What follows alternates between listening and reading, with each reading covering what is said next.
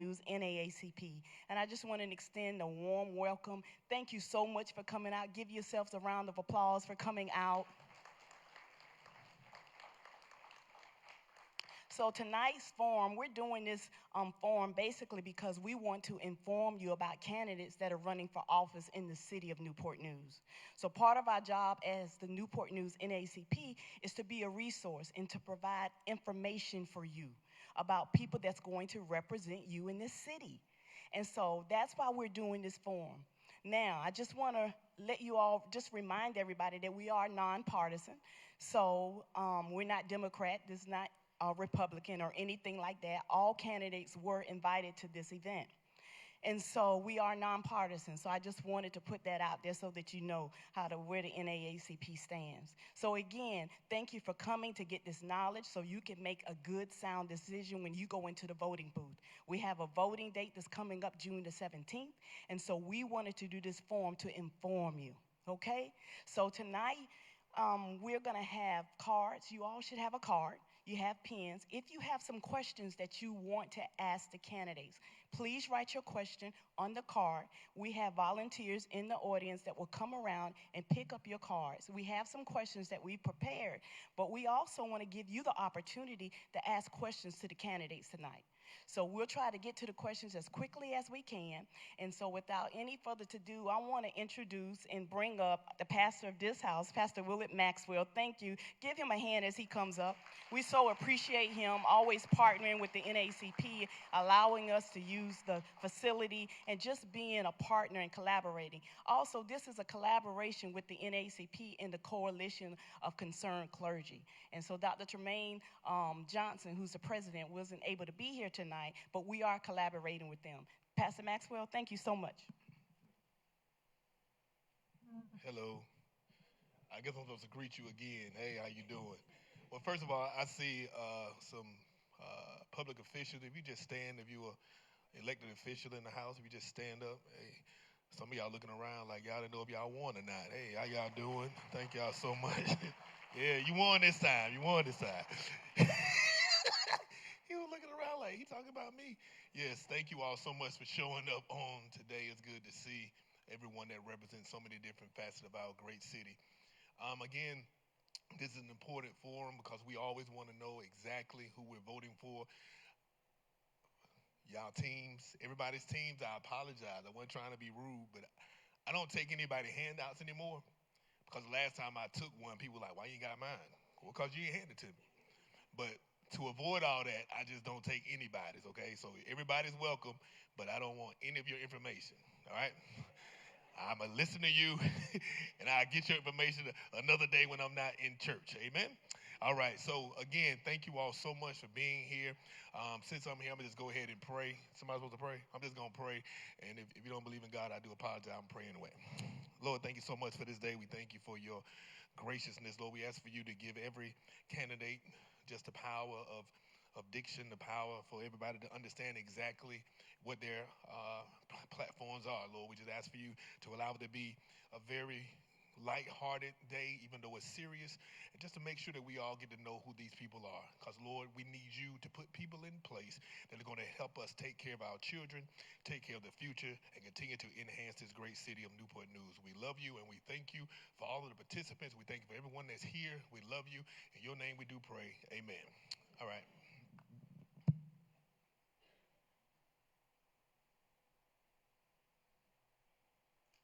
Thank you so much, Pastor Maxwell. And next, I'm just going to bring up our moderator for tonight, Miss Brittany McGraw. Brittany, if you'll come up, please. Thank you so much. Give her a hand, please.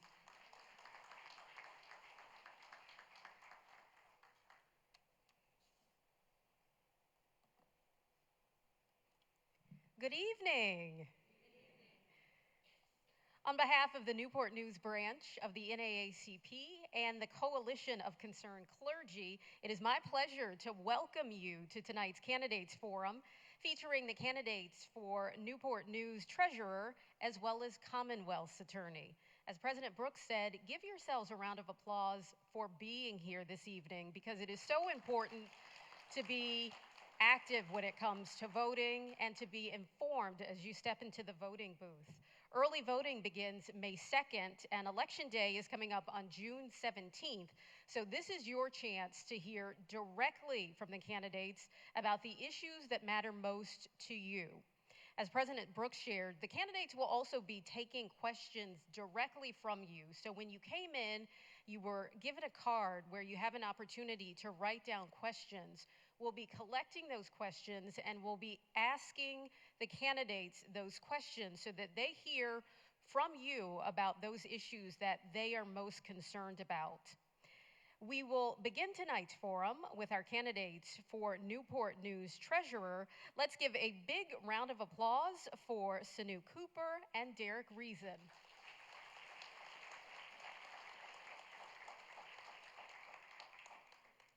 We do want to lay out the rules for tonight's forum so that our candidates know what rules we are working with. So each of our candidates will provide a 1-minute opening statement, and then we will get into our questions. The candidate who has been asked the question has 2 minutes to answer that question, and then the other candidate has 30 seconds for a rebuttal. Once we have gone through all of the questions, you will each have 1 minute for closing statements. Now, it is key that we stay on time, and we know there's lots of information that you all have to share, but we do have a timekeeper who is up front, who, when we are at the 30-second mark, she will hold up the yellow sign, and then when it is time for you to wrap and stop, she will hold up the red. Want to make sure, candidates, do you understand tonight's rules? All right, let's get underway. Our first question tonight, and I do want each of the candidates to address this, and Ms. Cooper, we'll start with you. Tell us about your experience that would assist with carrying out the responsibilities as city treasurer.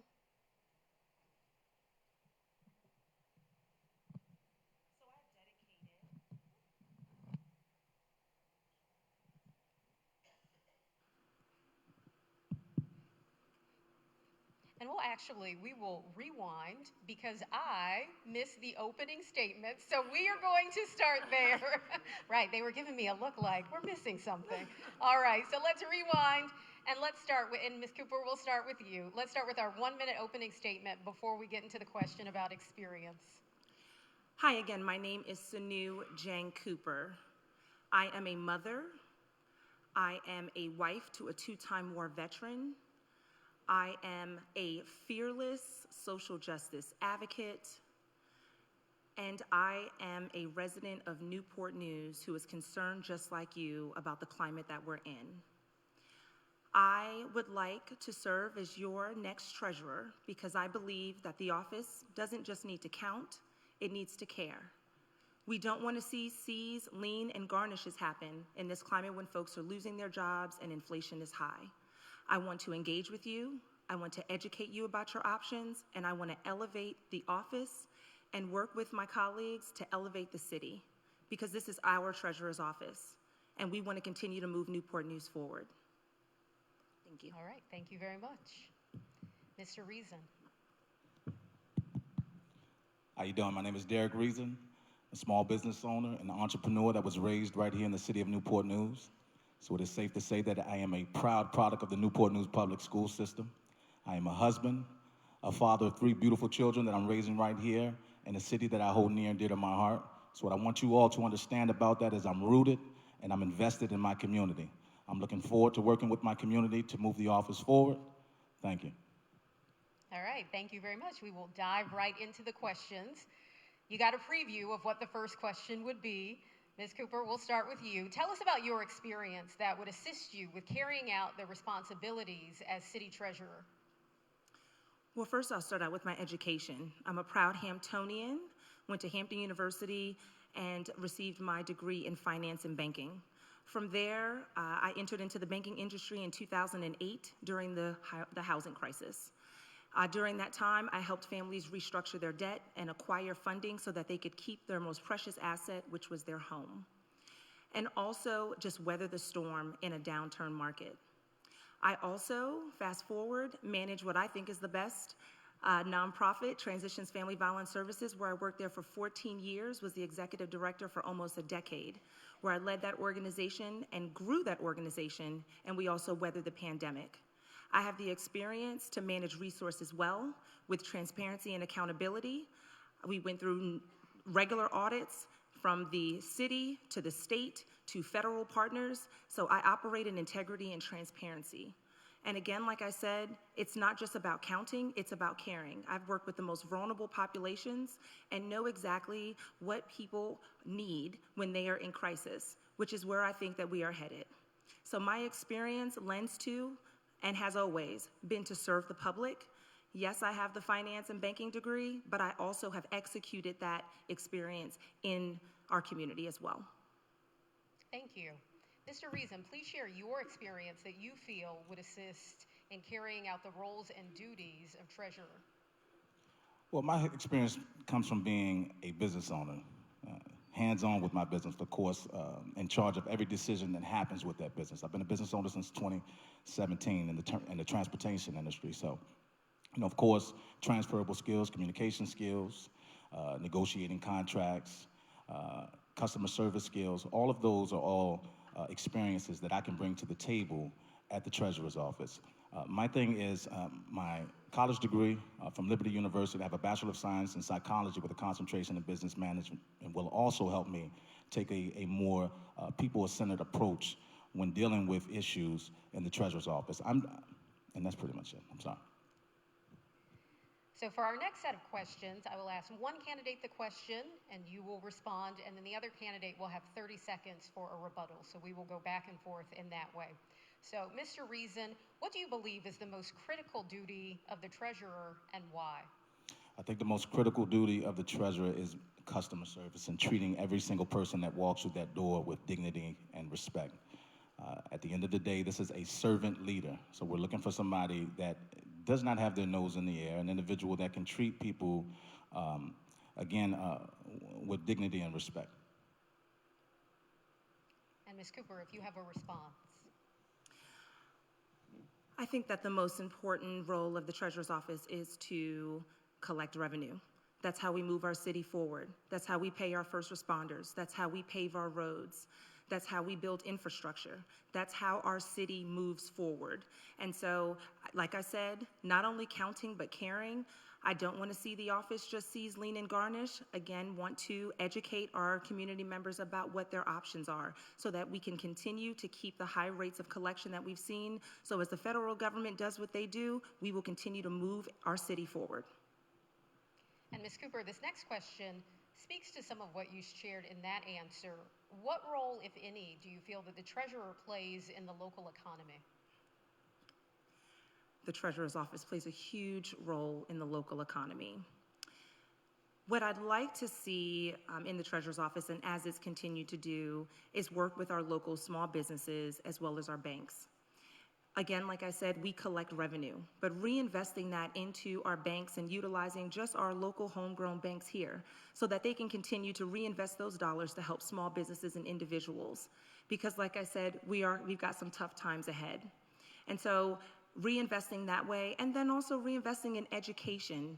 I think when people know their options, when they're more financially literate about budgeting and saving, that helps our overall economy move forward, because then we're making good business decisions, we're making wise household decisions, and again, weathering inflation and everything else that's happening here. So it's multi-leveled approach. It's on a community level, it's in partnerships and collaborations with our small businesses, as well as working with our banks. Mr. Reason, you have 30 seconds if you'd like to share insights or you have a rebuttal. Can you repeat the question? Yes. What role, if any, should the treasurer play in the local economy? Well, personally, I've had to deal with some experience surrounding the Treasurer's Office as a small business owner, paying personal property taxes, and I have not shied away from that. An individual that has faced hardship just like everyone else out here in this tough economy. So making sure that we have somebody who actually has a heart for the community, people who are willing to work with individuals that are trying to maintain their livelihood. So again, that centered person, a people-centered approach at the end of the day, is how we have the biggest impact in our community. And again, we encourage you to submit questions for our candidates. One of our submitted questions relates to personal property taxes. So, Mr. Reason, your thoughts on this. What are your thoughts on personal property taxes? Should they be paid once a year or split and paid twice a year? I think it should stay the way it is, being split. I think that's easier on families, being able to, split that payment up. And Ms. Cooper? I would actually say the opposite. I think that you, the community, should answer that question. In talking with community members, some families can do payments twice a year. Some residents would like to pay it once a year. Other residents don't even know that there's an option that you can actually pay your bill every month so that you can budget. And I've heard that from many of our senior residents that are on a fixed income, that allows them to budget more appropriately, especially now, like I said, with inflation and things rising. So I would say that that's something, if given the opportunity to be treasurer, that I would survey the public to say, what would you prefer? And I think that that is something that we could work with you to accommodate the need that works best for your household. And you both have addressed there are different needs when it comes to paying taxes and different needs throughout our community. So, Ms. Cooper, how will you work to make the Treasurer's Office more transparent and responsive to residents' needs? So when talking about the Treasurer's Office, it's a mystery to many people. They don't know what it does or how it functions. And so what I'd like to produce is an annual report to show folks how much we're collecting, where it's going, also what options are available. In leading a nonprofit and looking at policy, it was really important to revisit those policies and those practices. And so I want to do that with the community because out of sight, out of mind, sometimes we forget. And so in that annual report, I want to bring forth those policies, those options that are available to you, and also talk about the wins and successes, right? When we're able to keep a senior in their home because there was accommodation made in the code. And also our legislative agenda, going up to the General Assembly and fighting for different laws and changes for you here to change the tax code and seeing how that works for you and then bringing that information right back to you. Also wanting to have listening sessions with you because my platform is not complete without you. And so listening to you all with an annual survey when you come in to pay your taxes, or even if it goes out in the mail, so that we're constantly hearing from you and this office is evolving for you and by you. And Mr. Reason, your thoughts on how to make the Treasurer's Office more transparent and responsive? Making the office transparent is just about having a heart, again, for the people. Civic engagement is a huge thing that is on the platform, on my platform right now. That is something that I have not been seeing coming out of the Treasurer's Office as of ever, to be honest with you. I wanted to make sure that we are educating our constituents on the duties of the Treasurer's Office. Of course, utilizing social media, utilizing our Facebook pages, and making sure that we're spreading this information. So I think at the end of the day, again, it goes back to making sure that this is a people-centered based type of situation where we are focused on somebody who has a heart to serve the constituents.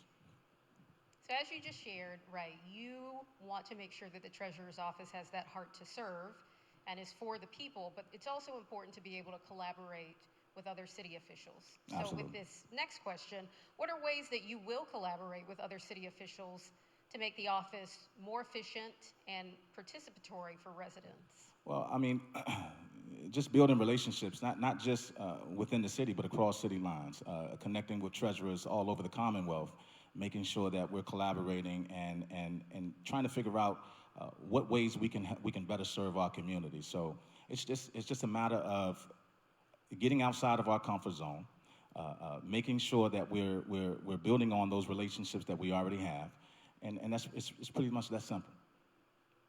And Ms. Cooper, you have 30 seconds if you'd like to respond. So first I'll say it's not foreign territory for me to partner with our elected officials. In my previous capacities, I've partnered with every current elected official, every last single one, at the local level and at the state level that represent our area. And so collaboration is key, and when we're talking about coming up with strategic plans on how we move our city forward, when we're talking about changing policy at the state level and how that is going to impact folks here, and then also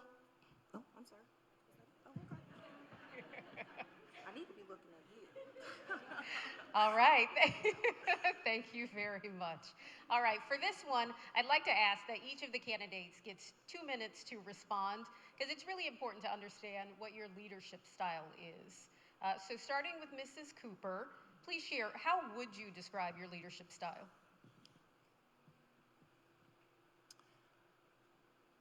I lead by example. I lead by working alongside my team. I don't believe in a hierarchy. I think that everyone has a role to move us forward to the goal. And so I'm not one to flush out and give out orders. I'm one to roll up my sleeves and work with you. I make it a point to know what everyone does in case I need to fill in. If that means taking payments at the front office, if that means something's going on in the bathroom, if that means, customer service. And so, like I said, leadership is just a title. I lead by example and letting folks know that no one is above any position that's in the office. We work as a collective. So I'm a collaborative leader. And that's been proven again. My work locally, my work at the state, and my work even nationally, sitting on boards. You need a collaborative approach. No one can do anything on their own. And in this market right now, we can't operate as individuals. We have to operate as a collective. My dad has a saying, you can't eat with one finger, you need the whole hand. So that's us. So I need you. And that's my leadership style. Thank you. Mr. Reason, you have 2 minutes. Please describe your leadership style. My leadership style is setting the standard. There's the scripture that says the oil flows from the head down to the hem of the garment. So as far as I'm concerned, if the leader doesn't know how to operate with a spirit of excellence, then I can't expect that from my staff members. So that is my style of leading by example, making sure I'm setting the tone. I pretty much dictate what's acceptable and what's not acceptable in that office. And as far as I'm concerned, treating everybody with dignity and respect is what will happen when I'm elected as treasurer. All right, thank you each for sharing how you would lead if you were elected Newport News treasurer. We do have several questions from our audience that we do want to get to, and if there are additional questions that you have, please remember to write them down and submit them, and we will ask our candidates, because we do want to hear directly from you about the issues that matter most to you. All right, we will start with Ms. Cooper. And the question is, what prevention educational efforts does the Treasurer's Office promote or spearhead? Or if you are in the position, if you are elected treasurer, what prevention educational efforts would you promote or spearhead?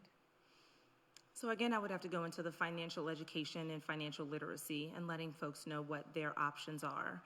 I think that, financial education is preventative. We don't want to wait and have to react. There are some limitations with the current code that once you're delinquent or you're too far delinquent, hopefully not years delinquent, that we're prohibited to offering certain accommodations. And so I think getting ahead of that and letting folks know that if you feel like you're facing hardship, let's talk about it. Let's either come to the office. Again, part of my platform is going into communities, because I understand that there are some barriers for folks to get to where we are. And educating them, and also collaborating with some of our nonprofits and some of our partners. The city does an amazing job kind of breaking that barrier and meeting folks where they are. So making sure that we're at resource fairs, community fairs, to give that information, because I believe once folks know what their options are, they can avoid delinquency and those hardships. And again, in that annual report, putting that information out there, and then using technology, of course, to make sure that we are efficient and effective. Thank you. Mr. Reason, 30 seconds. Any sort of prevention or educational efforts that you would look to spearhead? As far as prevention is concerned, it goes back to, again, civic engagement, making sure that we're putting information out there for the community so they understand what their options are. At 12 months, you're supposed to be receiving a delinquent notice. 24 months, the city has the opportunity to put you through the legal process. But I've seen and know personally people that have personal property taxes that are behind 6 or 7 years. So I question and scratch my head, how does an individual get that far behind? So I will say that somebody being able to come up with a $4,000 bill opposed to a $30,000 bill, I think we can all do the math on that. So just making sure that we are getting ahead, scrubbing whatever records that whatever delinquencies that we have right now in that office, and making sure we're having conversations with those families, trying to help them to keep their assets. Thank you. And this next question, this was directly for you, Mr. Reason. The question states, you mentioned that you made every decision at your business. The first part of this question asks about the number of employees, if you have additional employees, and if so, the level of autonomy that those employees have. Well, I mean, as of right now, I'm an owner-operator, but I have helped individuals start their business. I've helped other owner-operators by signing them underneath my company. So at some point, yes, I did have multiple employees, but to answer your question. Okay, yes. Thank you. Our next question. No, because it was directly for him. Okay. Yes. I can ask. Okay. What is the most important rule of a treasurer? It's a two-part question. It is a three-part question. So we're going to take one element of these questions. We'll start here. So first, and this is one that I would like each candidate to have 2 minutes to be able to answer. Starting with Ms. Cooper, if elected, what do you hope to accomplish in the first 30 days and then the first year of your term? So in the first 30 days, I want to get to know the employees that work at the Treasurer's office. I want to hear from them what they believe is working, what they believe needs to be improved, and I want to hear their ideas. That's the first 30 days. Within the first year, I would like to hear from you. I'd like to know what changes you would like to see in the Treasurer's office. I'd also like to be more visible in community, again, to just break down that barrier to say, hi, I'm Sanu Jane Cooper, and I'm here to serve you. And so in also that first year, I want to also look at some of our efficiencies. The first thing you do when you come into a business, because the Treasurer's office is a business, is you open up the books, right? You assess your expenses, you look at the revenue that's coming in, you look at where there might be some things that are things where we're being cost effective or things that are a burden on the budget.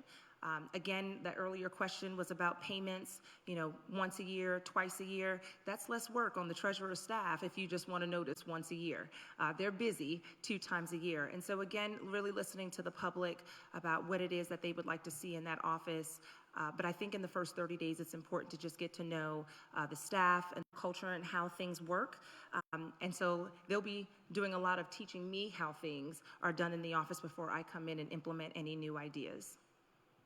Thank you. Mr. Reason, the question, if elected, what do you hope to accomplish in the first 30 days and then the first year of your term?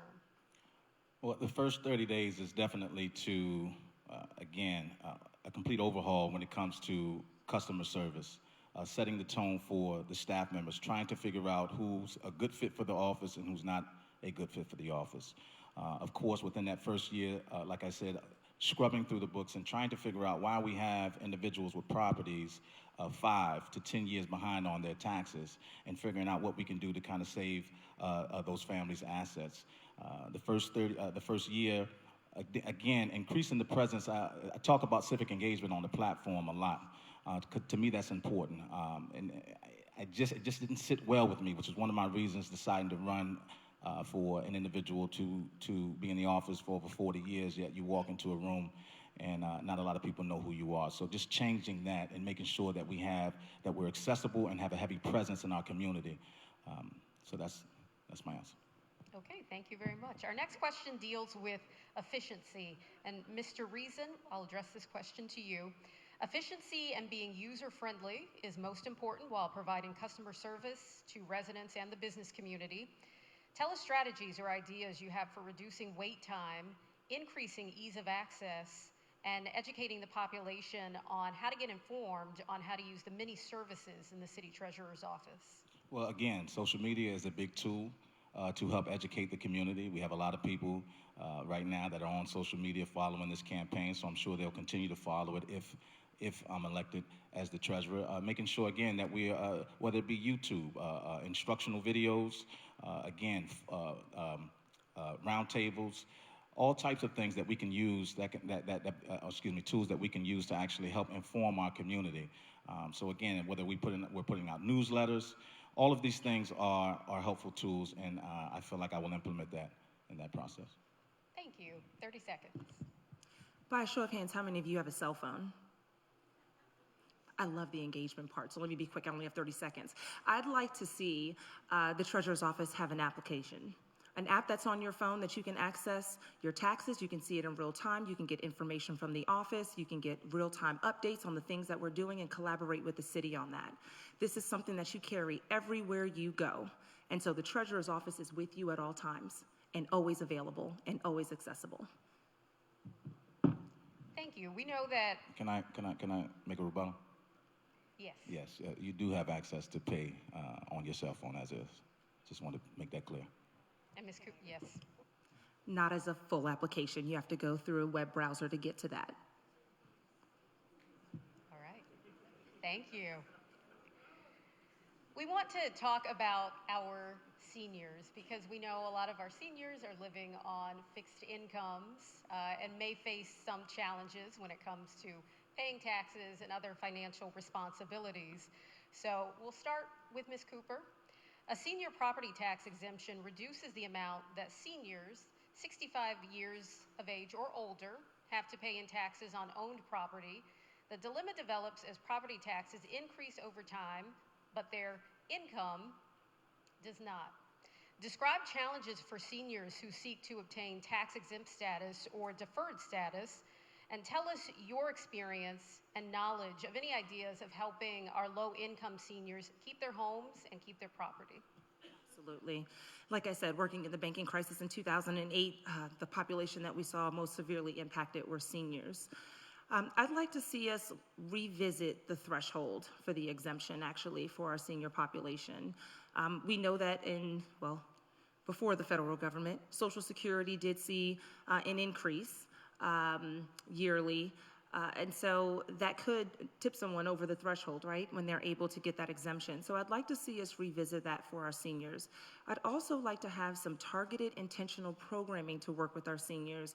Again, like I said, with education, with budgeting and saving and looking at their options, getting ahead of what may be available. Now, in knocking at doors, there are some seniors that talked about, can we see a sliding scale? As you know, expenses get high or my income changes, can we look at exemptions on those levels as well? And so, like I said, want to hear from you as far as what we want to see happen with our seniors. They're our most vulnerable population, and the last thing that we want to see is a senior population that's experiencing houselessness or homelessness. And so working with our seniors to do that, but I think revisiting the threshold of cost, there has to be a cost analysis with that to see how much revenue that's going to impact with the city, and where that would take away from, but would definitely like to revisit that. And Mr. Reason, 30 seconds about how we can ensure that our seniors are able to stay in their homes and keep their property. Well, I'm all for revisiting that. I'm for seniors being exempt. My mother is in the audience right now, dealing with taking care of my father-in-law as well, and there's no reason why our seniors should be struggling to keep their property when they're on a fixed income. So at the end of the day, I'm all for an exemption for the seniors, collaborating with other treasurers across city lines, collecting as much data as we can to figure out what it is that we can do to accommodate them. And Mr. Reason, this question is for you. Tell us what you believe is the most critical duty of the city treasurer and why. Of course, the most critical duty is the chief investment officer of the city. Of course, collecting the funds, dispersing those funds, investing those funds as well. Just making sure that we are operating with a spirit of excellence, showing a level of transparency that this city has never seen. To me, those are the most critical duties. And Ms. Cooper, 30 seconds. I would go a little further and say integrity. I think integrity is important in the treasurer's role, and someone that is going to be fair and consistent, effective and efficient. This is the bank for the city. Transparency is important as well, but you need someone that is going to operate with a spirit of integrity and transparency, because these are your dollars. You are entrusting the treasurer to manage those dollars, and so they are yours. Books should always be open, but you should never have to question if your treasurer is operating in a sense of integrity. You should be able to trust, but always verify. And this is a question for both of our candidates. We've heard this theme throughout, that you want to make sure that the community is involved. And this is a question that we received from our audience. Ms. Cooper, I'll start with you, and then Mr. Reason, you'll also have 2 minutes to respond. How do you plan to involve the community in shaping the way the Treasurer's Office operates, especially those who feel ignored or misunderstood? So if you haven't got a hint by now, I'm a people person. So I want to come into your neighborhoods. I want to visit your places of business. I want to visit your places of worship. I want to connect and engage with you. I think that once we break that barrier, I want folks to come into the treasurer's office. I know taxes are a hard thing to swallow. We all have to pay for them. But when you know what your dollars are working for, and the infrastructure that it's building, and the roads that it's working, at that pothole that you don't have to fall into every time you drive down Jefferson Avenue, it makes you feel a little better. And so I want to engage with you in that way. I want to see town halls. I want to see listening sessions. I want the app to not just be something that you can review, but something you can communicate with us through a chat box. And then also just connecting with our seniors. I know technology is sometimes a barrier there, so we can't lose that human touch with things. I know we rely on technology a lot, but want to see that human touch still exist as well. And Mr. Reason, the question again, how do you plan to involve the community in shaping the way the Treasurer's Office operates, especially those who feel ignored or misunderstood? To be honest, by doing the same thing that we're doing now, I'm very active in my community. Being accessible to my community is the obvious answer. Making sure that, again, that I am going out into the community, educating them with the civic engagement portion of the platform that we have. So those are all simple ways that we can make sure that the community is connected, involved. Just being a real individual, being personable, not trying to place myself above my community. It's important for me, for my community, to see a reflection of themselves in that office. So I think that alone will kind of soften the approach right now. As we start to wrap our forum, a few more questions. What prompted you to run for office, and ultimately, what is your vision for the office? And Mr. Reason, we'll start with you. What prompted me to run for the office, one of the big issues was the customer service that I received as a small business owner, just the lack of compassion, the lack of visibility. So for me, again, this is a servant leader position. What prompted me to run is the lack of involvement that I was seeing from the Treasurer's Office. We have other constitutional officers that are very visible in our community. So again, just a desire to see that type of activeness within the community or the city of Newport News. And Ms. Cooper, we'll give you 2 minutes for your response. What prompted you to run, and ultimately, what is your vision for this office? Absolutely. I want you all to go with me here for a second, okay? So I said a lot of my experience has been in nonprofit and working with families that have lost everything and had to rebuild, that had to make tough economic decisions. In my work, the nucleus of an issue was finances. In my banking experience, finances was an issue. And so when I look at the Treasurer's Office, and I'm a strategic thinker, I think about connection. How can this office connect with folks around their finances and not just collect? And so I envision a financial empowerment center. Not my idea, Richmond has one, and it works beautifully, where it connects nonprofits, it connects businesses, it connects your everyday folks with not just getting the services that they need from the Treasurer's Office, but for other aspects of their life. It opens up conversation. It creates connection. And so as I worked at the state level, handling the legislative agenda for 70+ organizations, I started to see the writing on the wall with where our federal government is going, which I would describe as we're under attack. I know the state is going to be all right because we've got some fearless state leaders, but I want to make sure that Newport News is okay. I've got 3 children, and like I said, a disabled vet, 2-time war veteran who's also a federal employee. I don't want to see any of us experience hardship or loss like I witnessed in 2008. So I believe in that connection with that empowerment center, with communication. We can weather this. We can get through this. But again, it's going to take all of us. But I want those options available to us. And Ms. Cooper, our next question from the audience relates to what you've just shared. Will you do anything additionally for our families that include disabled and our special needs members? That's a great question. Those are all conversations that we can continue to have. I haven't looked at the code section in that lens. I think that there's definitely a space to talk to folks about that. Let's say, you've missed a payment because you were helping a special needs child or there was some extenuating circumstances that caused delinquency. I think that that's a conversation that we can have, right? But that is one that I would want to have with you to see what are the circumstances, what does the code allow. A lot of folks think that the treasurer, you can just come up and make these decisions on your own. You are bound by the code and policy. And so I would need to go back and look at the code section. If there's something that doesn't exist there, then let's see if we can do some advocacy and take that up to the General Assembly and make some change. And that's if that works for the collective. We can't change the code to work for just one individual because it impacts us all. And Mr. Reason, 30 seconds if you'd like to respond. Yeah, so again, 2 major things on the platform. One is advocacy, of course, making sure that we are collaborating with other treasurers across city lines, amplifying that voice. And that is one thing I do agree with. We are bound by the code, so making sure that we dig into the code to figure out what it is that we can do to help our constituents. But again, caring enough about the people and what's going on in the community. So that voice is needed to collaborate with other elected officials across city lines to amplify that voice, to go on a state level and push for codes to be changed.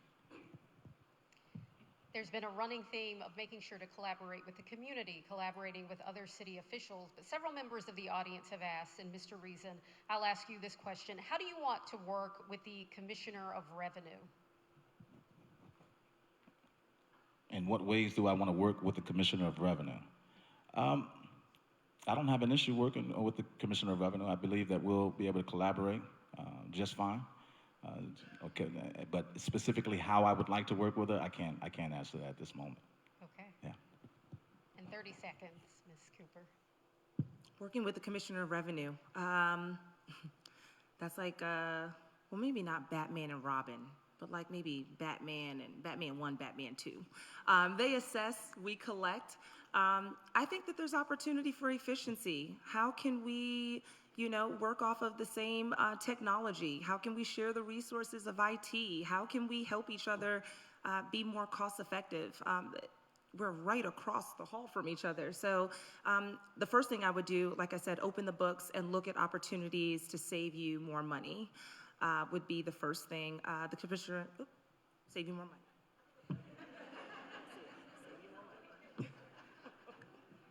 Thank you very much.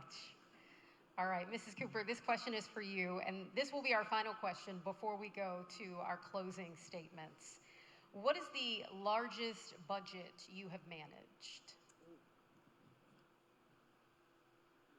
In a single year or over time? This was an audience-submitted question, so I do not have the context. Okay. So 5 million plus. If I count boards that I've had to oversee in addition to the agency that I was working with, probably in that 8 million ballpark, in addition to 20 plus employees that depend to make sure that payroll is on time and their benefits are working. But yes. All right. And Mr. Reason, if you'd like to So share. again, small business owner, manage my own budget, which over $200 say over 200,000. Okay, thank you very much. Well, we want to give our candidates an opportunity to share their closing statements. You will each have 1 minute, and Mr. Reason, we'll start with you. Closing remarks. Listen, I'm not here to fluff a resume. I am not here to make anybody out here believe that I am better than them. In fact, my reason for running is because I am you. I deal with the same struggles and issues that you deal with as small business owners, as community members here in the city of Newport News. At the end of the day, my purpose for running right now, we have nearly 200,000 citizens in the city of Newport News. Roughly 100,000 of those are registered to vote. This is a Democratic primary. You guys are an exception to the rule. You may get 10% of those people to come out and actually participate in this election. So the type of energy that we're bringing to the community is another reason that I'm running right now. The number of first-time voters, the number of individuals that are excited about seeing an individual that has come from the same circumstances as them is a big reason that I'm running right now. So again, I'm here to bring hope to the community for an individual, for this disconnect that we have right now on the local level, for me to bridge that gap and make sure that individuals start believing in local politics again. We can't keep focusing and focusing on the fear-mongering message of what's going on in Washington and forgetting that all politics is still local. Thank you. Ms. Cooper, your closing statement? Before I give my closing statement, can I have the same additional time? Oh, so each candidate has 1 minute for their closing statement. There was some additional time, okay, if I could. Yes, you can have the same amount of time. Always got to ask permission. Yes, we want it Play to by be the rules. equitable. Absolutely. Thank you. Listen, I started out by telling you I am a mother. I'm a social justice warrior and advocate. I have worked in this community alongside you. I am not a politician, not affiliated by family or any other way. I work with them to see results in this community, to see change in this community. I am raising my children in this community. It is important that we thrive, that our families thrive, that our businesses thrive. It's not fear-mongering. This is a reality. I am a hopeful optimist. But the news and the things that we are seeing, and let's even say social media, because the news is censoring some things, it's real. I just read Bar Louie closed. Businesses are closing. People are struggling. This is real. We are talking about the Bank of Newport News. I'm going to give you 4 reasons. 1, if you didn't know, I'm the only candidate endorsed by Marty Eubank, who's the current treasurer. Who else knows that job better than the current treasurer? 2, I am the most qualified candidate. I check all the boxes, but unfortunately, because I am a woman, I've got to prove it 2 times as much. Women in the audience, you know what I'm talking about. I won't go too deep into that. 3, I have the leadership experience. This is not what I think I can do. It's what I've done. It's what I've done. And 4, you have the opportunity to be a part of a historic moment to elect the first woman treasurer in the city of Newport News. But I'm qualified. I hope I have your vote June 17th. Let's keep elevating Newport News. And with that, we bring our forum for Newport News City Treasurer to a close. Let's give our candidates a round of applause.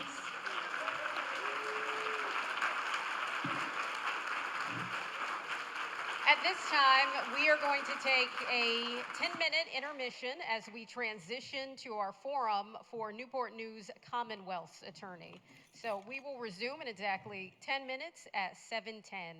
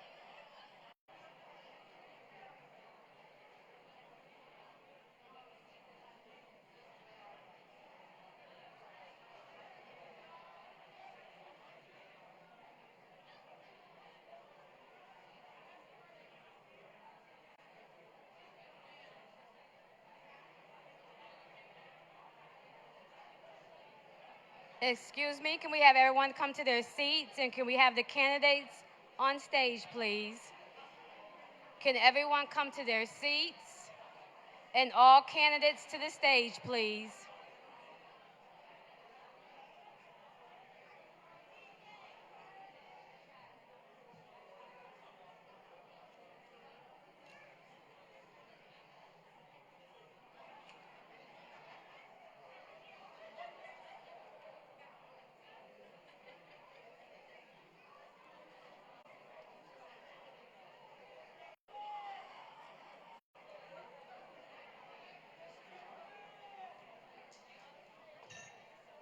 If everyone could please take their seats so we can get the second half of our forum underway.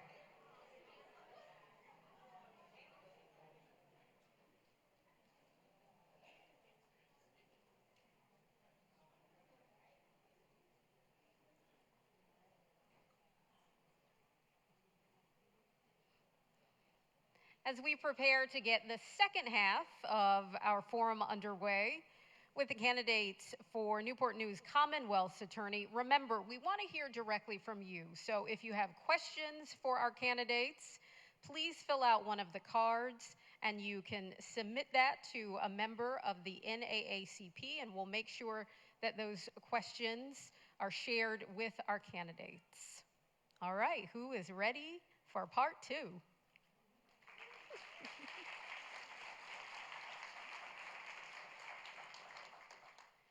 All right, at this time we are excited to get the second part of our forum underway with our candidates for Newport News Commonwealth Attorney. For our candidates, I do want to lay out the structure of our forum.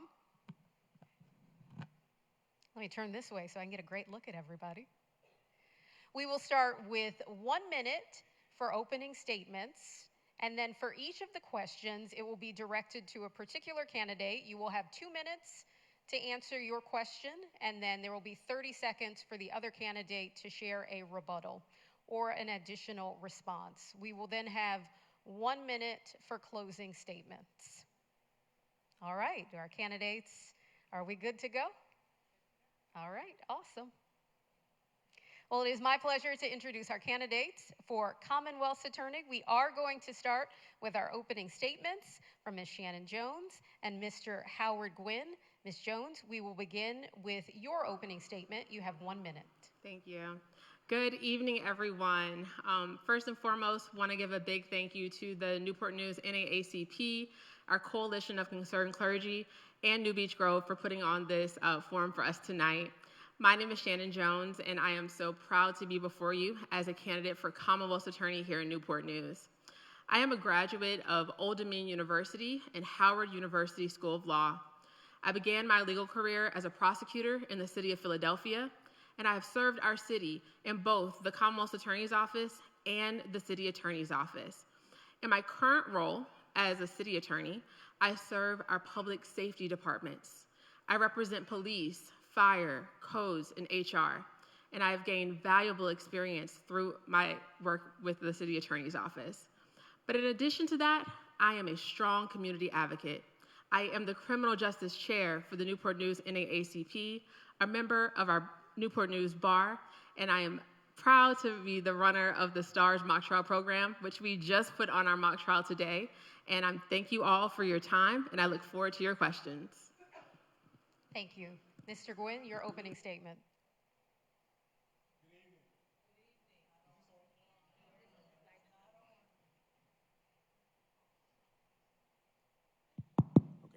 Good evening. My name is Howard Gwynn. I am your Commonwealth Attorney. I was born and raised in the city of Newport News in the Southeast community. Went to elementary school at Newsom Park Elementary School, graduated from George Washington Carver High School as a valedictorian of the class. Then left and went to Dartmouth College where I majored in philosophy, then went to University of Michigan Law School. Always wanted to come back home, so I returned back to this area and started working in the Commonwealth Attorney's Office on May 1st, 1982. And I was elected in 1990 as the Commonwealth Attorney.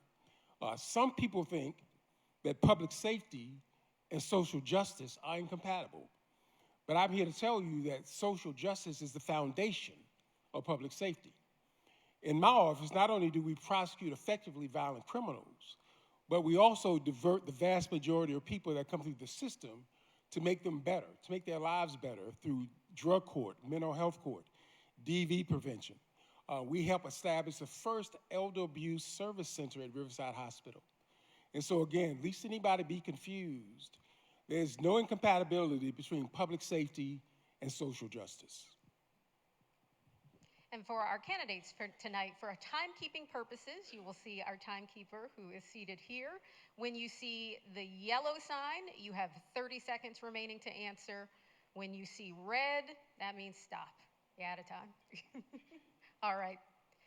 So first question, I'll address this to both candidates. So you'll each have 2 minutes to respond to this. First, tell us what motivated you to pursue a career in law, particularly municipal law. And Ms. Jones, we'll start with you.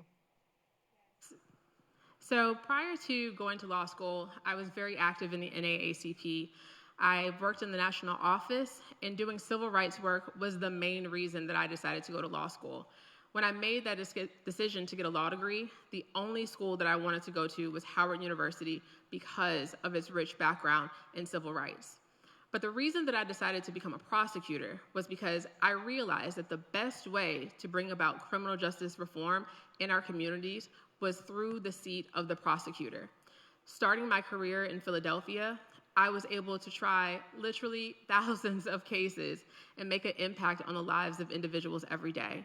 But for me, I didn't stay in Philadelphia. I wanted to come back home to Hampton Roads, and I've been able to work both in Newport News and Hampton as a city attorney and as a prosecutor. My entire career has been about public service and about justice. And the reason that I am running is because I believe that we are in a moment where we can do more. I believe our citizens want to see us doing more. And when it comes to criminal justice reform, the best way for us to make change is to have a Commonwealth Attorney who is focused and prioritizing criminal justice reform from the standpoint of community prosecution. I believe that our citizens want to see us engaged in the community, investing in our youth, and focusing on prevention and rehabilitation. That is the way that we can build safer communities. We can make sure that our young people grow up in a community where they have opportunities. And I believe that that is the best way for us to build a stronger Newport News. Thank you. And Mr. Gwynn, you have 2 minutes. Thank you. Well, I certainly didn't expect Ms. Jones to endorse me, but we do criminal justice reform and do community outreach in our office, so there's no need for changes if it's been done already. The reason why I became a lawyer is because I wanted to make sure the system worked fairly for everyone. I grew up in a segregated neighborhood here in the city of Newport News, so I saw disparate treatment. I remember going into my father's doctor's office and having to sit in a room that said colored people. And so this is very concerning to me. I will tell you honestly, I never expected to be a prosecutor. Sharon Cole Stewart, who some people here know, I came over to talk to Sharon. She asked me, had I ever thought about being a prosecutor? I said I had not. Asked where the office was. She said it's right up on the 3rd floor of the same building I'm in. I went up to stairs to talk to the Commonwealth Attorney. He was not in. I went to my parents' house and waited. I came back and interviewed with him, and he offered me a job. And he told me, don't do this for more than 2 to 5 years. But one thing I always tell my children is everything else being equal, find something you feel called to do, something you feel passionate about, something you can wake up every day and can't wait to get to work, to serve people. And I found my calling and I found my passion when I became a prosecutor. So 2 to 5 years turned to 8 years, and then the job became available, and I ran for it, and I got elected. And I know it was part of God's plan for me, and I'm so grateful to be able to serve this community. And if we could hold the applause, please. Mrs. Jones, I do want to give you 30 seconds for a rebuttal since Mr. Gwynn did invoke your name in his response. Absolutely. So I think that when it comes to social justice and community outreach, it's not enough just to have people in your office who do the job. I believe it's important to lead by example. I am out in our community every single day, and that is true community prosecution. Doing work within the NAACP, working with our youth, again, literally running the STARS Mock Trial program with an Achievable Dream, that is really how we bring about change. And when we're looking at the issues of social justice, those are not issues that we see being discussed enough in our criminal justice system. Our Commonwealth Attorney needs to be a leader for change, and I think that our city deserves more. We do have questions that have been submitted from the audience, and Ms. Jones, there is one directly for you asking, what experience do you feel that you will bring to the Commonwealth's Attorney's office, and what in your past has prepared you for this office?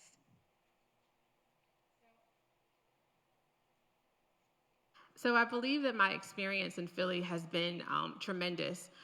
Being able to work in the 6th largest city in our country gave me a perspective for what it means to really bring about change and to really address gun violence.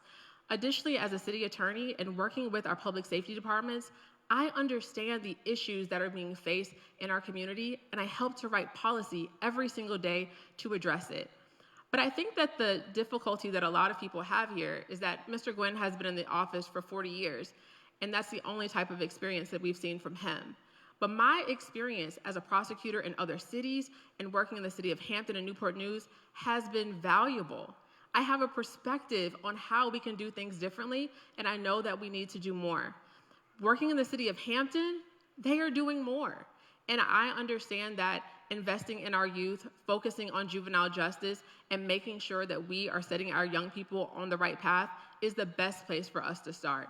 But additionally to that, being a community prosecutor is so important for our community to be able to have a voice. Every single neighborhood has different needs, and it needs to have people who are out there engaging with them and working alongside. Our police department has adopted a philosophy of community policing, and they're out every single day. And our fire department, under the leadership of a new chief, has been doing community work as well.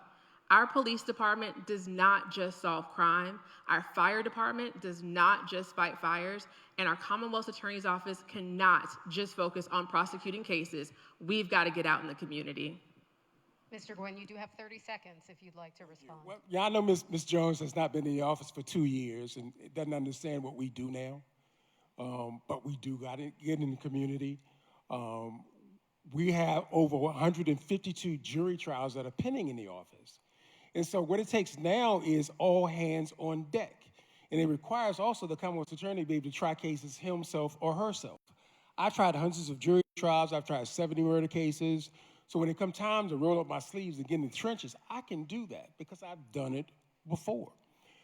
We have a full-time community outreach person in the office who's out there every day uplifting this community. And Mr. Gwynn, a question from our audience members regarding, you talked about jury trials. This question asks, how many jury trials have you been the lead attorney that has made it through sentencing? Hundreds. Literally. All right, thank you. My next question regards mandatory minimum sentencing. And Ms. Jones, I will have you start with this question. Widespread evidence shows that mandatory minimum sentences produce substantial harm with no overall benefit to crime control. Determined by lawmakers rather than judges, these sentences represent a uniquely American approach to sentencing that has accelerated prison growth. They constrain judicial discretion, deepen racial disparities in the criminal legal system, and cause far-reaching harm to individuals, families, and communities. Tell us, as Commonwealth's Attorney, your views on mandatory minimum sentences and highlight any experience that you've had with this issue. Well, as a civil rights advocate and a progressive prosecutor, I am opposed to mandatory minimums. They do not make us safer. And in fact, mandatory minimums do nothing but cause our taxpayers more money and strip our judges of their discretion. I believe that mandatory minimums go against the very foundation of our justice system, which is built on the idea that both sides get to present evidence and a judge can make a decision. I also know that our community is ready for change in that issue. Last week, we held a forum on criminal justice reform with Congressman Scott and Kemba Smith, and nearly 200 citizens came into that church to listen to us talk about justice reform and why mandatory minimums are wrong. But in terms of my experience with mandatory minimums, yes, they are still the law of the land, and I know that in the Commonwealth Attorney's Office, individual prosecutors are given the discretion to decide whether or not they go forward on those charges. As Commonwealth's attorney, I would have a policy that before you proceed on a mandatory minimum charge, you need to get approval in order to strip our judges of the discretion and to deprive defendants of their full due process and opportunity to advocate for themselves. I feel that mandatory minimums are a remnant of the past, and we know that in the 1990s, it was the Democrats who passed the crime bill that established these mandatory minimums. But since that time, the Democrats have evolved. And in fact, Joe Biden, who was the architect of the crime bill, has now dialed that back. So I think as the research has shown us, they do not benefit our community and they don't make us safer. I believe in justice, and I believe that in order for us to fully attain that, we have to stop using mandatory minimums. Mr. Gwynn, 30 seconds if you'd like to respond. Well, as Ms. Jones said, I certainly trust the people that work for me. So when somebody thinks a mandatory minimum is inappropriate, they can now prosecute or change the charge. They have the discretion to do that because I hire good people and I trust them. But on the flip side of that, I've had occasion since I've been the Commonwealth Attorney to prosecute people who will kill and maim other people as long as there's breath in their bodies. Several years ago, I prosecuted a serial killer who abducted a 17-year-old, stabbed him 123 times. 2 days later, he abducted a 20-year-old and stabbed him 75 times. He tried to pick up a 10-year-old in the superblock before he was arrested by the police. And we were told by an FBI profiler, this man will kill until you stop him. And so I will tell you, if I had that case again, I would put as many mandatory minimums as possible to keep him off the street. Thank you. This question is for you, Mr. Gwynn, from a member of our audience who shared that they have been a recent gun violence victim. The question is, what is your new plan to decrease gun offenders and violence and increase convictions in the city? According to the person who submitted the question, they feel that the current plan is not working. So again, what is your plan to decrease gun offenders and violence and increase convictions in the city? Well, I would disagree with the person who wrote the question, because I think if anybody who listened to the mayor's State of the City address several months ago, what the mayor said was that homicides were reduced in 2024 by 53%. Violent crime, gun violence, was reduced by more than 20%. And the mayor specifically credited the ceasefire program, which is a program that is operated out of my office. So I disagree with the person that wrote the question. Gun violence is in fact being reduced. The numbers show it. And Ms. Jones, 30 seconds if you have a rebuttal. First and foremost, I would never disregard the opinions of a citizen in our community about their experiences with gun violence. I think that the way that we address it is by addressing juvenile justice. We know that the youth violence in our city is being committed mostly by young people. And the reason why we saw that change was because in 2023, our mayor challenged the Newport News Police Department to work overtime to get that gun rate down. And what did they do? They invested in youth programs. They literally created a drone camp, a pickleball camp. They had more camps than I could imagine because they understood that prevention was the best way for us to address crime. The Commonwealth Attorney's Office has to be a part of the plan for prevention. We can't leave it all to the police department to do the work. And this next question is regarding juveniles and juvenile sentencing, and this is for each of our candidates, so you'll each have 2 minutes to address this. So under what circumstances do you believe juveniles should be certified to be tried as adults? Do you believe that juveniles belong in prisons with adults? Ms. Jones, what are your plans? So I believe that charging juveniles should be an absolute last resort. When I was in the Commonwealth Attorney's Office, we routinely and at arraignment filed paperwork to try juveniles as adults.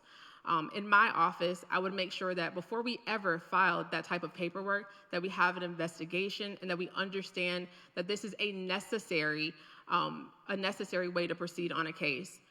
The school to prison pipeline is literally established because of the justice system funneling young people into an adult system. So I am opposed to proceeding as a matter of course with charging juveniles as adults, and I believe that by focusing on prevention and investing in young people, we can end that school to prison pipeline. And Mr. Gwynn, I'll repeat the question. Under what circumstances do you believe juveniles should be certified to be tried as adults? Do you believe that juveniles belong in prisons with adults? Please speak to your experience. Sure.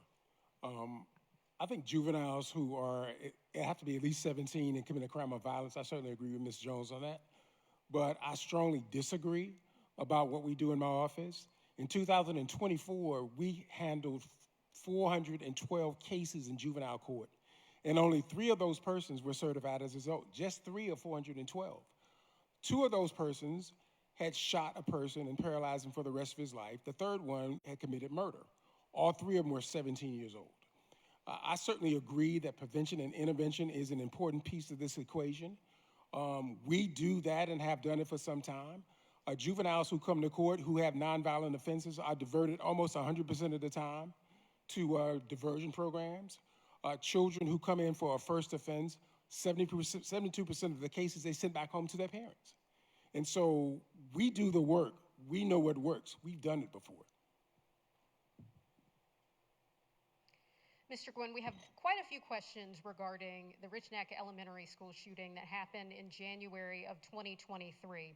So one question that a lot of our community members have is, why did it take so long for the Commonwealth's office to prosecute the parent of the child who shot the teacher? We took as long as the investigation took, because I'm sure, as people understand, a lot of the victims were children, and special care had to be taken to talk to those victims and to make sure they could talk to us about the cases.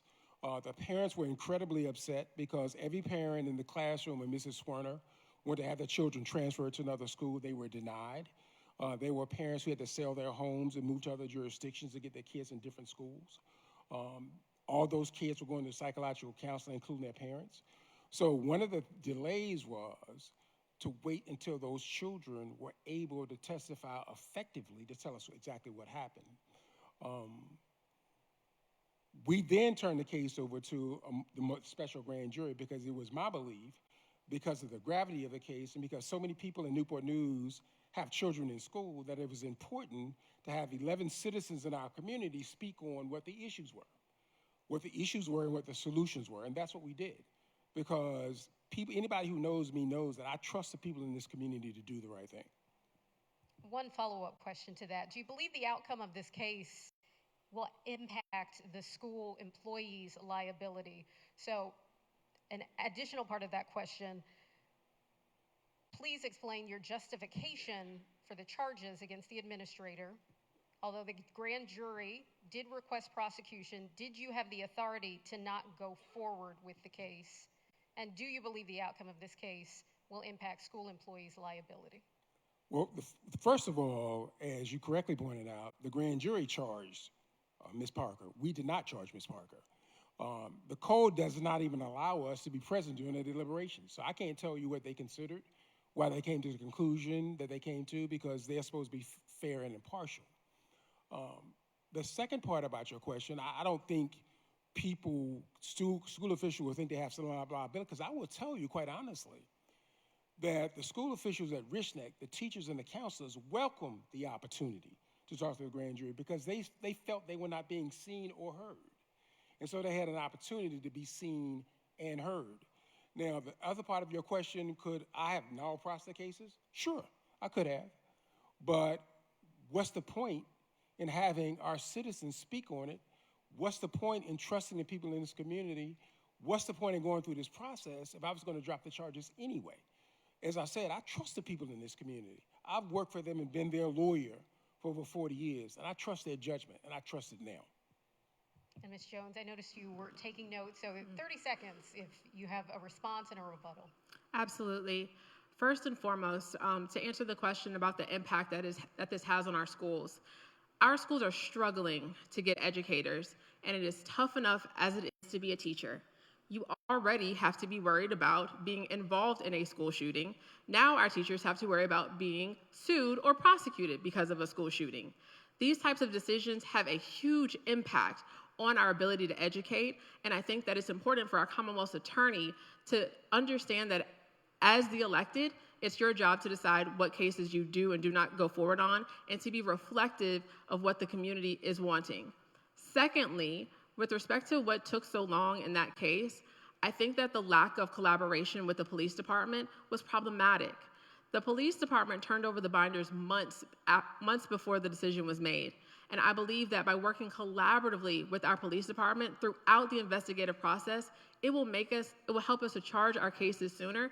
And in that instance, the community was waiting for a decision, and I felt that we owed it to them to be thorough, but to also move quickly. Our audience also has questions when it comes to prosecuting drug offenses. Ms. Jones, I will address this to you. What do you think is the most effective way to deal with low-level drug offenders? I think that the Commonwealth Attorney's Office needs to be involved with more misdemeanor offenses. That is where we are losing people. I deeply understand that a felony conviction is a life sentence, and waiting to get involved at the felony level, for many people, it is too late. When it comes to nonviolent offenses, I believe that we need to be working on rehabilitation and prevention, which is why I do want to work to pick up more misdemeanor cases. And I do not have intentions of trying to focus on convictions for those cases. But I do believe that it's important to put resources in place and to meet people where they are. Our community has way too many nonviolent felons, and it's because we don't adopt a policy of first felony avoidance. What that means is that the Commonwealth's attorney makes the decision that every attempt to avoid felonies. Now, to be clear, we will always prosecute dangerous offenders. We will always work to get those types of people out of our communities. But the vast majority of the cases that we see going through our system are not that. They are nonviolent offenses, and that's literally where people are slipping through the cracks. We cannot wait for a felony to get involved. We have to get involved sooner. Mr. Gwynn, you have 30 seconds. Yes, ma'am. I think Ms. Jones, again, I know it's been a couple of years since she worked in the office, but we've had drug court for over 20 years where we refer people to drug court and they get treatment. I would invite anybody in this room, if you want to understand how effective drug court is, please come to a drug court graduation to see mothers who've been separated from their children reunite, see women who sell their bodies for crack, get GEDs and get college educations, to see families reunited. That program, again, has been in effect for over 20 years. And we even have low-level drug dealers who support their habits by selling crack in the program. Mr. Gwynn, studies show racial disparities in drug law enforcement. What would you do to minimize those disparities? I think the primary thing to be successful in any office is the people that you hire. You have to hire people with the right values. I've hired people, I have a team of people who share the values of this community. Honesty, integrity, responsibility, accountability, a strong faith, justice and fairness. I give them the responsibility to do their jobs, and we all share the same mission. That is to serve the people in this community by helping each other. Because we believe in the Commonwealth Attorney's Office, how can you help a stranger who comes in off the street if you're not willing to help the person in the office next to you? So hiring people with the right values is a key to solving every problem. 30 seconds. Well, I just want to say that, first and foremost, I am very familiar with our drug court and our behavioral health docket, and I was at the last graduation. I helped pack the bags to give to our graduates. So I'm very involved with the recovery dockets that our courts have. But I just want to make it clear that those recovery dockets in our circuit court are post-conviction dockets. Those are individuals who have been found guilty of a felony. And what I am talking about is prevention. We are trying to prevent people from getting the felonies to begin with. And if you're involved at the misdemeanor level, if you're reaching people early, then you will prevent them from ever ending up in the circuit court to begin with. And we have a number of questions that the audience has submitted that we want to make sure that we get to. Mrs. Jones, questions about your experience and your ability to lead an office the size of the Newport News Commonwealth Attorney's Office. The question is, what skills do you bring to the table that show you can run an office the size of the Newport News Commonwealth Attorney's Office? And a second question related to that, what is the largest number of people you have managed? Well, first and foremost, the reason why I know that I can lead an office the size of this one is because when my opponent was elected in 1990, he was 38 years old. He had been in the office for 8 years, and he was challenging someone who worked in the office that was the second in command. The reason why this community voted for him in 1990 is because he had a vision that this community aligned with. I know that I can do this job because I have been a leader in this community for years. Newport News is my home, and I love it immensely. I give every ounce of my being to this city every single day. But the work that I do as a city attorney is some of the most important work that I've ever done. And I love being a prosecutor, but being able to work with our public safety departments and to advise our 500-person police department, to advise our 300-person fire department is so important. I literally help them write their policies every day. I deal with their personnel issues every single day. And when incidents happen in this community, they call me. I am available to them 24/7. And when incidents happen and they can't reach the Commonwealth Attorney's office, they call my phone. I am already a leader in public safety. I work hand in hand with our police departments, and I work hand in hand in this community. I know about the fight for criminal justice. I know about the vision that we want to move forward in. And just like in 1990, when this community said that a 38-year-old with 8 years of experience was qualified, I know that my 12 years of experience, my commitment to this city, and the work that I have done clearly demonstrates that I have the experience and I have the heart to do this work. Mr. Gwynn, if you'd like to respond. Sure. Comparing what happened in 1990 to what's happening in this year is a false comparison. It's like comparing apples and oranges. When I ran for this job in 1990, we had 14 employees. Now we have the largest law firm in the city of Newport News, 75 employees. When I ran for this office in 1990, we probably had five jury trials pending. Now we have over 152. When I ran for this office in 1990, Newport News is not nearly the city of violence that it currently is. So trying to compare my running in 1990 and running for the job in 2025 is simply a false comparison. Also, one thing I want to add, Ms. Jones said that we simply did not collaborate with the police department in the Ridgeneck shooting. That's completely false. We did. Thank you. Mr. Gwynn, a question about the demographics of the staff of the Commonwealth Attorney Office. And what are the demographics? That's question one. The second, what are the plans to continue to recruit and retain talented and diverse prosecutors? The demographics in my office, I have 2 Asian females, several African American females, no African American males. And we have actively tried to recruit in law schools for males, but when you go to law schools and talk to the brothers, they just want to get paid. They don't want to work in an office where they don't get paid. So, in fact, there are a couple of the African-American females in my office here today. I see Q back there. We're actually taking a trip to North Carolina Central to the law school there in a couple of months to recruit there. The key to retaining experienced, competent staff is first to pay them. But second of all, to create a culture where they feel valued. Because my office doesn't pay as much as Virginia Beach or Norfolk or Chesapeake, but people choose to stay in Newport News because of the culture that we have created together. A culture where they're seen and heard, where their opinions are respected, where they're trusted, where they don't have to run everything past me because I trust and believe in them and value them.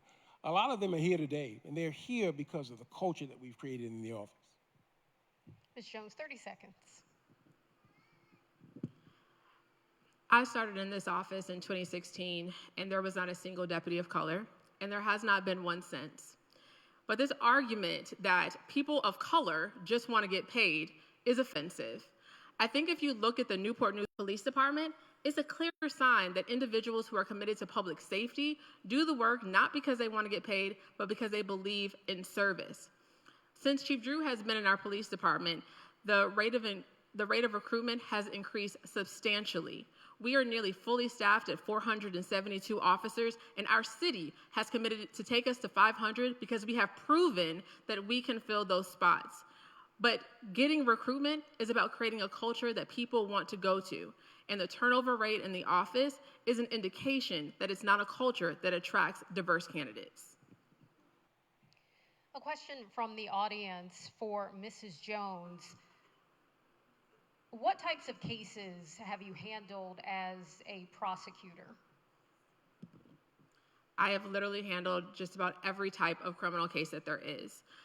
Through my experience from Philadelphia and in the city of Newport News, I have been able to handle robberies, rapes, murders, child sex cases. I have done numerous cases where I've had victims as young as 6 years old that I've had testify in court. I have done dozens of juries. But in addition to my experience as a prosecutor, my work as a city attorney matters. I have been able to do state and federal court work through my experience. I've also done both criminal and civil work, and I have worked on the defense and prosecution side. That experience has given me a perspective that gives me a vision for how we can move forward. It's very important to note that there's not just one type of way to do it. And I understand that because my opponent has been in the office for 40 years, that we think that the next person has to have the same experience. But I think that my experience in other jurisdictions and in other practice areas is what gives me the edge. I have a clear vision for how to do more, and it's because I have gone to other places and I have seen them do it differently, and I've seen them do it better. Mr. Gwynn, if you have a response, 30 seconds. I do. First of all, I never said people of color just want to get paid. What I said was that the young African Americans, males that I've talked to, that we actually went to William and Mary's BALSA meetings, and I was told by them that what they wanted to do was get paid first and work for a corporation, and maybe then they would do public service. Also, Ms. Jones talked about the turnover rate in our office. The turnover rate is low. I got people, the average level of experience in my office is 11 years among 30 lawyers. So that's not a low turnover rate. Our audience has asked several questions regarding conflicts of interest and ethics regarding the Commonwealth's Attorney's office. Mr. Gwynn, do you think it is ethical for Commonwealth Attorney candidates to take money from attorneys who actively have cases in your jurisdiction where the Commonwealth's Attorney's office is involved? If so, please elaborate.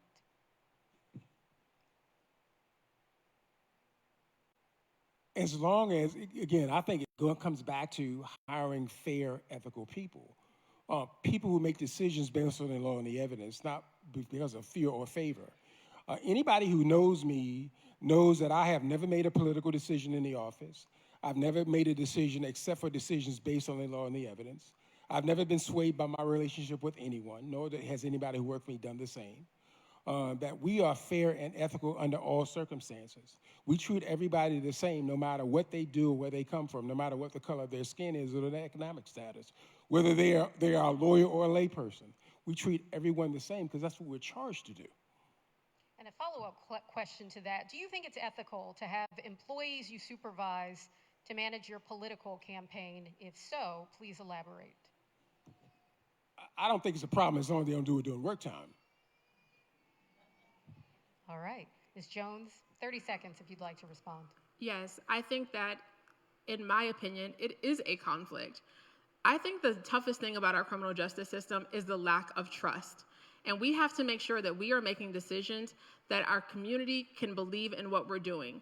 And when you have a Commonwealth attorney who is taking money from individuals whose cases he's prosecuting, it raises questions about your impartiality and whether you're truly being neutral. So I do not believe that it is appropriate to be taking money on the cases that you prosecute. And in those instances, I think that it'd be appropriate to bring in a special prosecutor. Mrs. Jones, what would be your 100-day plan if elected? How do you plan to hit the ground running? Well, I plan on getting started well before January 1st, if God willing I am elected.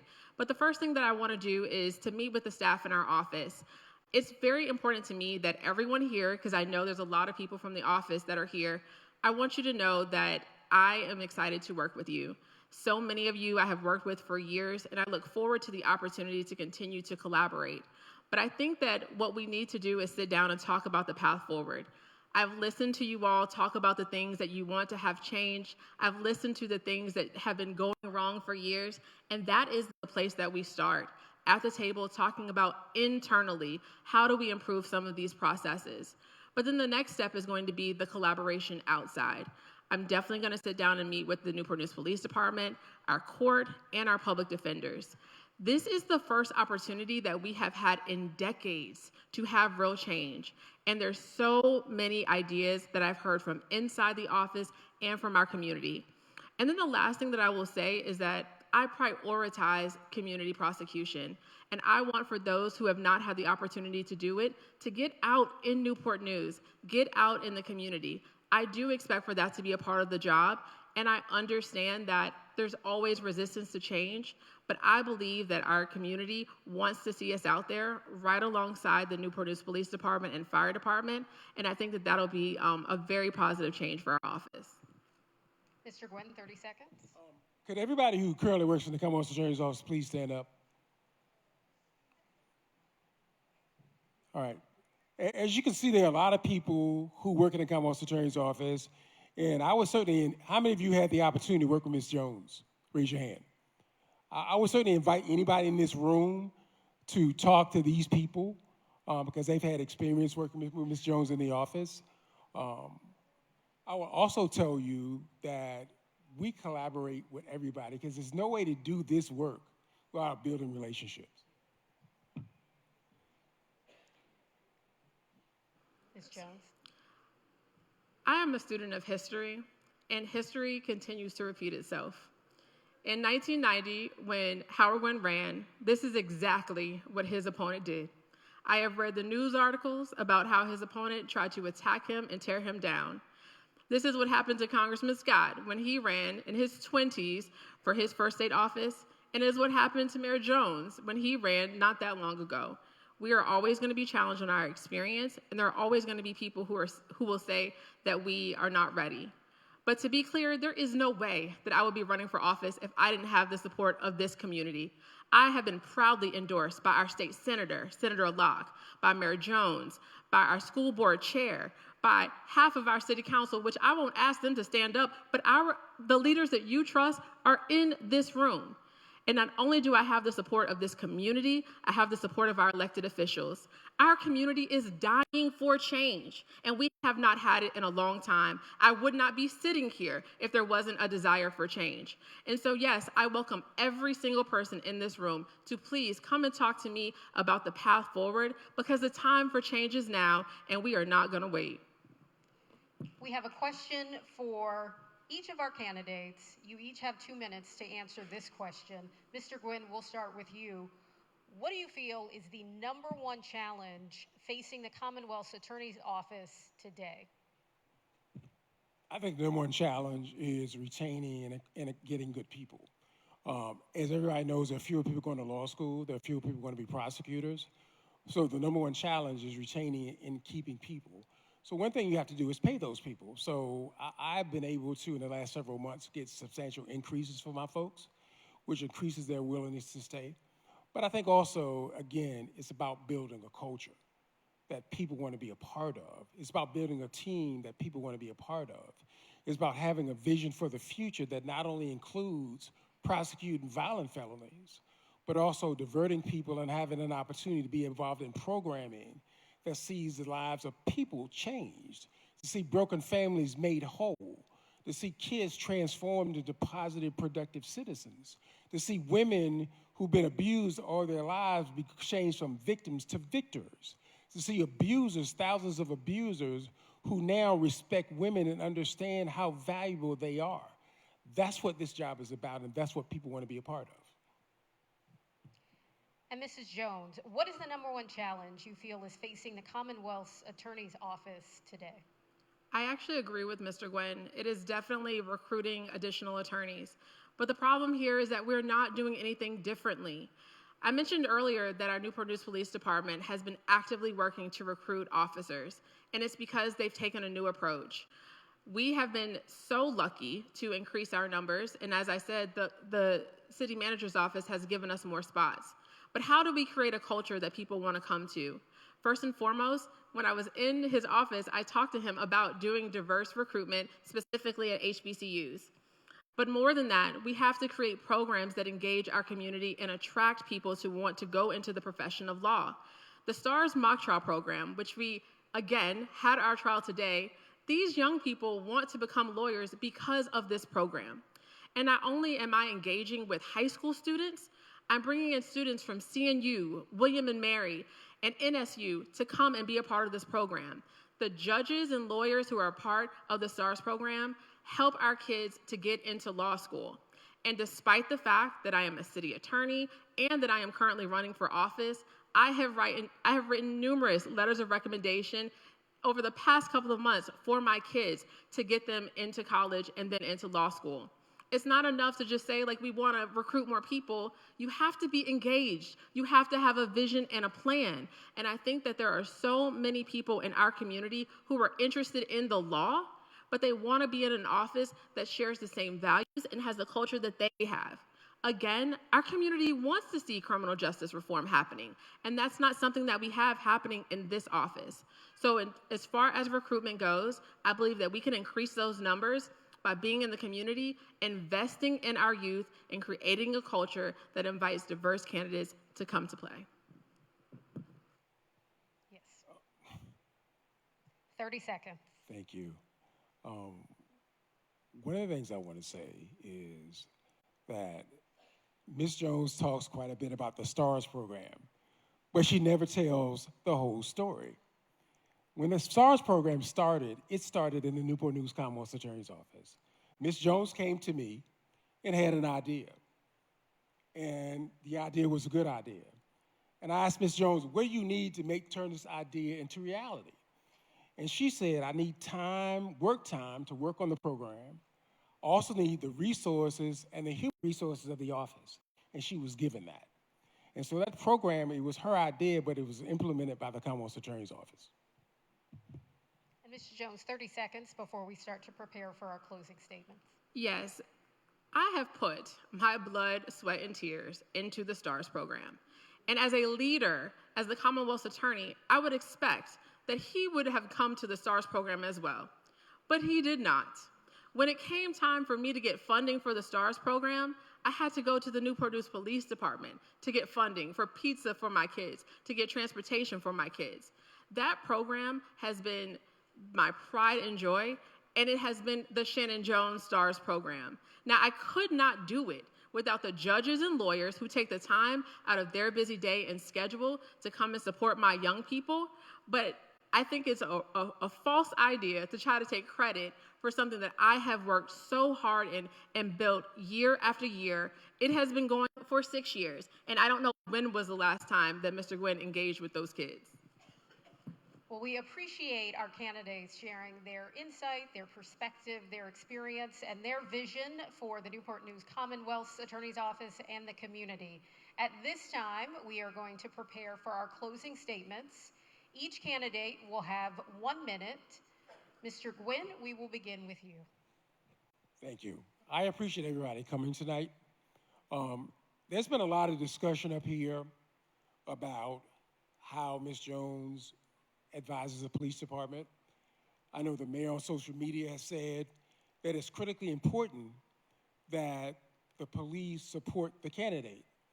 And I am proud to announce, in case some people don't know, that the Police Benevolent Association endorsed me. I will also tell people that when you talk about reform, folks say, we don't do reform in my office. I mean, that's been repeated several times here. But I also tell you, because of the reforms that we do, that I not only recognize in Newport News, but are recognized around the state. There's an award that the Virginia State Bar gives out every year. It's called the Carico Award. And I received that award on behalf of my office in 2024. And let me tell you what part of the requirement is. The individual who gets this award has made a singular and unique contribution to the improvement of the criminal justice system in Virginia, emphasizing professionalism as a basic tenet in the administration of justice. I've done the work. You don't have to guess about me. I've done the work in the office. I've led the office. I've led programs that work. We have a reduction in violent crime because of the programs that we have that work. Our number one obligation in this community is not put people in jail, but make people productive, functioning citizens. The Pride Prevention Program does that. Drug court does that. Mental health court does that. Again, when you are facing a most critical decision in your life, let's say you have to have surgery and somebody has to do an operation, Do you want a doctor who's been doing this surgery for 2 years, or do you want the head of surgery doing it? Experience matters.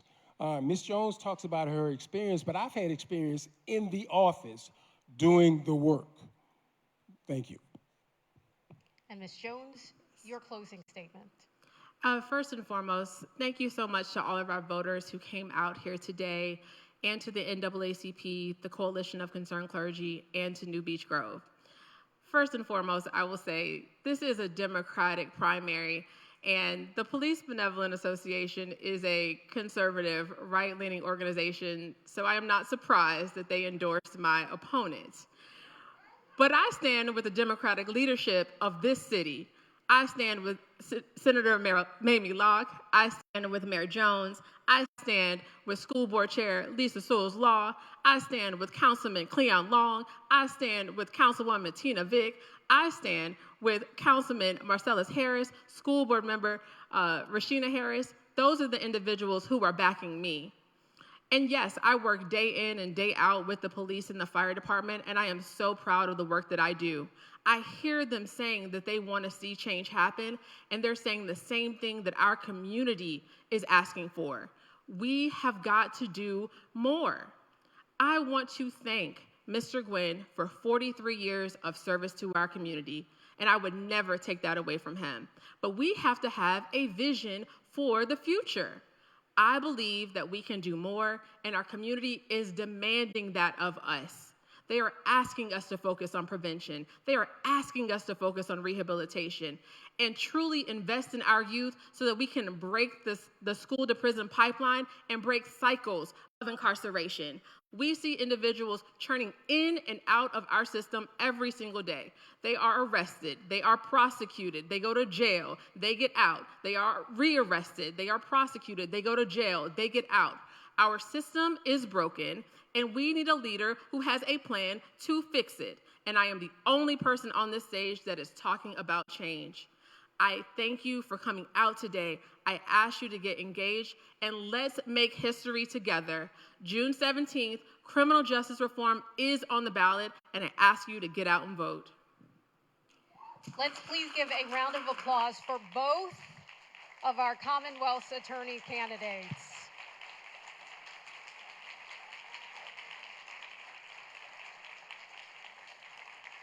We appreciate each of you coming out tonight in support of tonight's Candidates Forum. And we want to emphasize Election Day is June 17th. So it is important to be informed, to go to the polls, and to vote. So we appreciate your attendance tonight. At this time, I'd like to call President Brooks to the podium to share some closing remarks. Thank you so much. Well, everybody, I hope you have enjoyed this, and I hope you have been informed on tonight. Let's give our candidates another round of applause.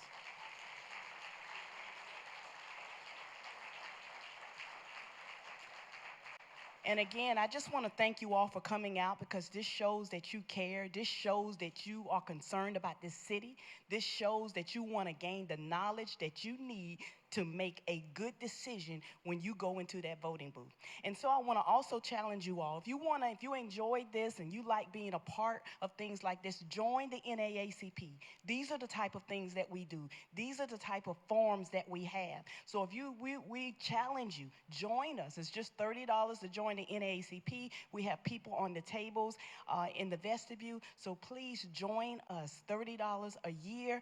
Natalie, stand up. She is the chair of our political action. Give her a hand for putting this together.